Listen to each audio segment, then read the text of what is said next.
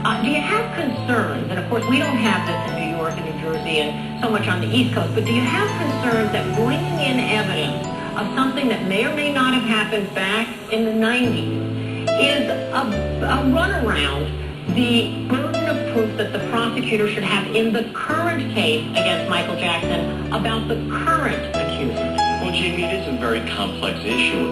Certainly you always have concerns when you bring extraneous evidence in to try to prove something in a current case, that it kind of clouds the picture. So you have those concerns, but we have pretty clear-cut rules and adopted codes in California that permit this, and the judge has strong discretion in those circumstances as to what the judge will allow in, basically weighing whether the probative value, the value to the case as being important evidence, outweighs its prejudicial value. And there's a lot of things to weigh in that consideration.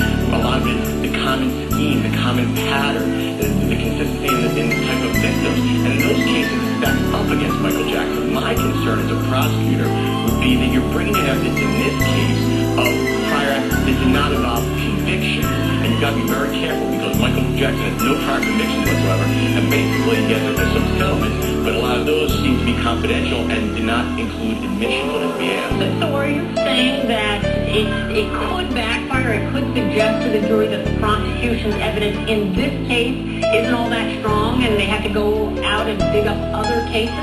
Well, Jamie, when we hear Savannah say the best witness so far has been this witness who testified to acts that occurred over a decade ago, I think that's problematic from a prosecution point of view. They're trying to prove this case, and it's important you ask the question about, the prosecution's burden. The prosecution always has the burden of proving its case beyond a reasonable doubt. This evidence that comes in does not lessen that burden whatsoever. It can only be used to assist, but they still have to prove each and every element contained in this case. I think there are certain things to be cautious about by a prosecutor. You don't forget about the instant case, the instant charges, the instant facts. So Matt Kluger, yesterday after this testimony, I went on air elsewhere. That's what we do in court to be analyzing, and I was asked over and over again, what does Mesereau do? And even as a defense attorney, I couldn't bring myself to say, well, this wasn't a big deal. This was a good day for the defense. I mean, this was a bad day for the defense, wasn't it? How does Mesereau separate this boy's testimony, this young man's testimony, from the current case for the jury? It was a terrible day for the defense, but there are points that can be scored by the defense. I think the prosecution has to paint her as she was, a mother who took money, jewelry, trips, credit card shopping sprees, and allowed her son to sleep with Michael Jackson. And the defense has to make her look like a good mother. All right, this is a live shot of Michael Jackson exiting that Santa Maria, California courthouse today, accompanied by his mother, again giving a wave to his fans, and the umbrella always there. I want to go to Chris Tinsley.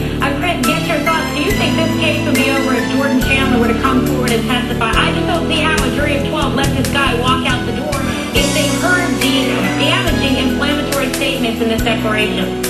Yeah, and to me the real question is, would Michael Jackson be behind bars if the Chandler case had gone forward back in 1993? Right. The answer to that question is most certainly he would be. For anyone that's read that affidavit, it is shocking. And of course we get bits and pieces over programs like yours, Kimberly, but if you read it in its totality, it's even worse than what we've seen here today. Now, what impact it would have on this case? Again, it would have a tremendous impact on this case despite the length of time that's passed.